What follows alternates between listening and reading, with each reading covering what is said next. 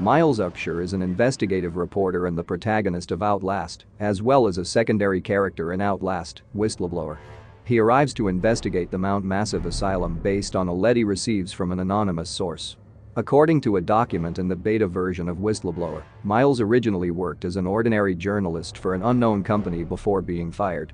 This was because Miles submitted material on Afghanistan showing the real situation there, and the company did not like that. Since then, Miles has been freelancing as an investigative journalist. Before leaving to investigate Mount Massive Asylum, Upshur lived in an apartment in Washington, D.C. Looking to jumpstart his career, he receives an email from a Murkoff Corporation employee reporting inhumane acts taking place at the asylum. Miles is interested in the case and continues talking to the whistleblower to find out more. Miles decides to go to the asylum after the last email sent by the whistleblower saying that people are getting hurt and Murkoff is profiting from it. He had investigated the corporation before going to the asylum and found out that it had a history of inhumane research under the guise of charitable acts, but never on American soil, and that the patients at the asylum were simply mentally ill people whose families did not care and Murkoff paid for their treatment. The Mount Massive Asylum had been reopened by Murkoff in 2009, using the same excuse that the corporation used, a charitable organization. When he arrives there, he finds the main gate open, but none of the doors were open. There were also armored cars at the entrance, and he had no way into the asylum. He manages to use a window to enter the place and soon finds the place destroyed, with shelves and other furniture lying on the floor, signs of a fight, lots of blood and corpses everywhere. Miles uses his camera to film everything and has enough evidence to incriminate Murkoff when he sees some guards hung and several heads lying around, placed on shelves. One of the guards tells Miles that they were attacked by the variants and that he could open the main door through the security room and get out of that damned place.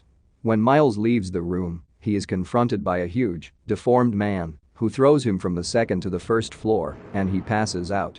When Miles wakes up, a priest appears and calls him an apostle and then leaves, asking him to take care because he needed to live and witness what was happening in the place. Miles finally gets up and manages to regain consciousness. His destination was the security room, which, luckily for him, was close by, but on the way, he sees several messages painted in blood on the walls, and Miles fears that it is the priest who is doing this and for his own benefit. When he tries to access the control of the doors, the priest appears on one of the security cameras, turning off the lights. This triggers several prisoners being held in the mental institution, something Miles wouldn't know until later, and he has to go down to the basement to turn the power back on. Before he could leave the room, the big guy, Chris Walker, as Miles discovers from a document he found near the security room, shows up again, looking for Miles. Miles manages to escape from Walker and reconnects the power, but when he returns to the computer, the priest knocks him out with a drug, telling him that he cannot leave yet and that he must witness Mr. Walrider imposing his truth on the unbelievers. Miles wakes up in a cell, completely graffitied with blood and with the words "Rest in Peace" on the wall. When he comes out of the cell, he realizes that he is in a prison block of the asylum and finds out that the priest had asked the prisoners there not to kill him and that a Dr. Wernicke was responsible for something that went wrong at the asylum, but that he'd also died a decade ago before he even worked at Mount Massive. Miles continues his attempt to get out of the place and witnesses more barbarities and keeps recording them to strengthen the evidence against Murkoff. He finds himself having to follow blood trails that the priest left behind to supposedly help him. This leads him to the sewers of the madhouse, where Miles confronts Chris Walker once again. When he exits the sewer, Miles makes his way to the men's ward, since it was either to go her way or the women's ward, which was barred. Arriving there, Miles soon finds himself in a chase. Some madmen who were torturing a prisoner were out to kill Miles as well, who escapes through a small freight elevator listening to the briefing of a man who seemed friendly. The man was upstairs waiting for Miles and turns out to be just as cruel as his pursuers. He knocks Miles down and locks him in a wheelchair, where he takes him 2 floors up to the exit to the asylum's garden. There, Miles witnesses some experiments that this doctor has done. He sees several men deformed and without parts, including one without a tongue. The doctor takes Miles to a room where he tortures him, cutting off his right index finger and his left ring finger, and then leaves. When Miles manages to break free and get his camera, he hears from one of the victims that this doctor, Richard Traeger, was one of the big guys at Murkoff, just like him, but before he can finish, Trager shows up and kills him. Miles takes the chance to escape and is met with more brutalities from Trager. When he gets the key to the elevator that leads to the garden, Trager tries to kill him.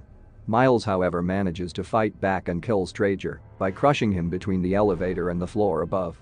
After killing Trager, Miles meets with Father Martin Archambault, who asks him to meet him outside, and he would have to pass through the garden to do so. He then makes his way to the garden and comes across a fire in the kitchen caused by one of the variants who would rather burn to death than stay in the madhouse.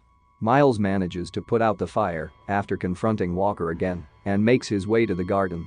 Miles arrives at the garden, and besides the corpses and Walker again, he finds the Walrider. The Walrider was a project that Murkoff was doing, but the interns saw him as a god, a physical presence, and Miles saw him. He manages to get out of the garden and meets up with Martin, who was one floor above Miles, and he must again find a way up. He makes it to the third floor, where Martin had arranged for them to meet, and Miles sees a trail of blood to follow.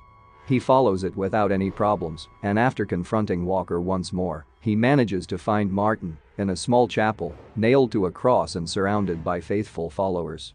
He asks Miles to record his death and spread the gospel to everyone, and Miles promises that he will tell everyone.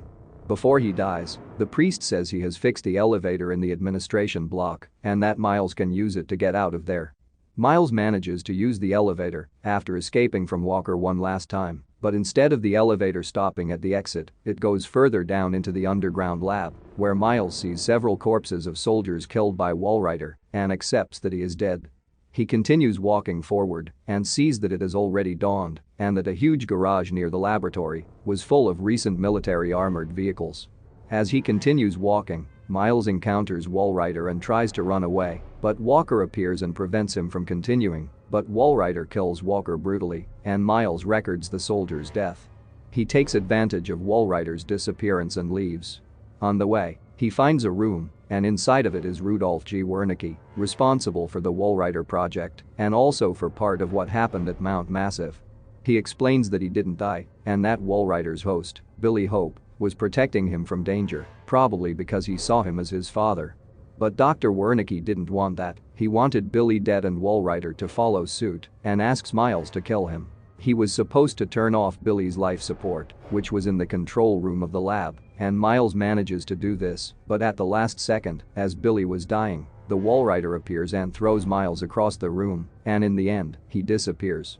Miles begins to hear voices and, still limping, manages to get to the end of the hallway, where behind a door was Rudolph Wernicke and his private soldiers, who shoot Miles to death.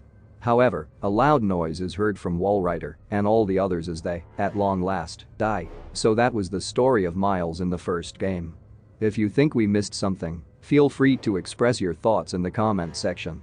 Thank you for watching this until the end.